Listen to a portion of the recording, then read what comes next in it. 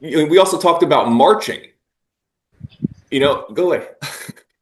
Um, and think about um, how a lot of technological advances and um, come through the military.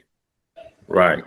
The Right. military is, they're responsible, good or bad, for a lot of these advancements that we make Right. technologically. I think even the internet was originally a military thing. Yes. Yeah. Initially. Okay.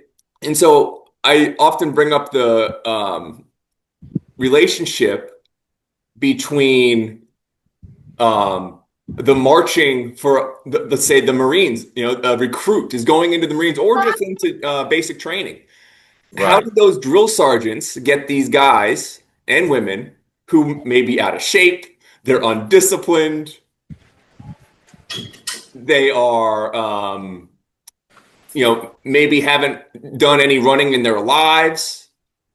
They have a group of people who they need to be tuned up, and they do it with the march. And the drill Right. sergeant, left, left, Fast. left, right, left. And they're taking these people who are sometimes by not even close to in shape at all, but they get Right. them there quick. And maybe Right. they're doing five, sometimes, 10-mile, it turns into jogs. Exactly. You have Camp But Pendleton in San Diego. yeah, I'm up there a lot, and but when you really go and really look at it, even the left, right, left, that is a 1-2 cadence. Exactly. Exactly. So when you talk about earlier the steps in how you start from the walking to the jog to the running, that's exactly how the military take and get their cadets into shape. They start by the walk, and sometimes with the walk, a lot of people don't know carrying that canteen 10 extra pounds is a difference, right? 100%. You know what I mean? Start carrying them dummy guns that's 15 pounds. It makes a difference. But if you're walking on step, the weight isn't the matter. It's just keeping your mind focused to keep moving. Yes, and these military people know it. They know Yeah, all the tricks. yeah. It's a psychology. It's a psychology to a point that it's a science that's gonna work. It, a science. That's what it is. It's broken down to the science. So like you said, you can take a chubby 17, 18-year-old kid coming in the military, never did a push-up in his life, and you can take a person who's run track in high school. By the end of their boot camp, Yeah, you wouldn't know who ran track in high school or who didn't do a push-up. that's it. You wouldn't know. Mm-mm.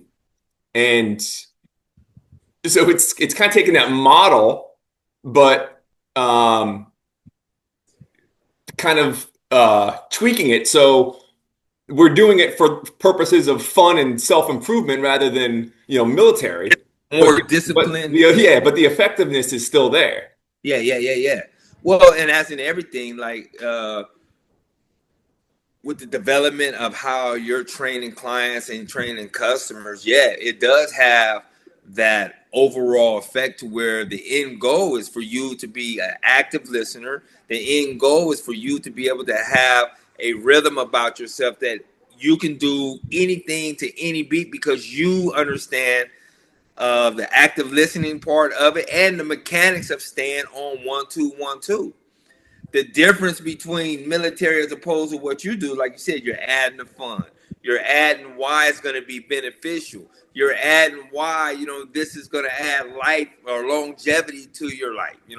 So these things now become more preferential treatment to someone who wants to be healthy because they have the benefits to go along with it as opposed to someone who's getting healthy, but it's for a standpoint of I need to have some type of welfare for myself. I had to make sure I got money coming in. I got to make sure I have a place to stay. So a lot of times, someone getting in shape through a